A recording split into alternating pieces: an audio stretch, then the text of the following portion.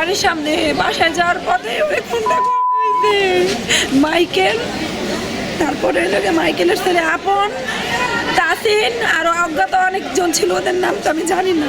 আমার বাইরে নির্মমভাবে যে মাইকেল নামে একজন লোক আছে ওনাদের গ্রামে, তো ওই লোকটা নাকি মাদকের সাথে জড়িত বা মাদক ব্যবসায়ী। তো এই মাদক ব্যবসায়ীর সাথে এই যে ভিকটিম হয়েছে, এই উনি আমার ভাই হয়, আপন চাচাতো ভাই। তো ওনার সাথে ব্যক্তিগত কিছু আগের মানে একই এলাকার যেহেতু ব্যক্তিগত কিছু শত্রুতা ছিল, এবং বিগত 3 থেকে 4 মাস আগে এই মাদক ব্যবসায়ী মাইকেলকে পুলিশের কাছে ধরাই দিয়েছিল এই সজীব ভাই। তো ওই যে ধৈরাই গতকাল ওনার উপরে হামলা করা হয়েছে।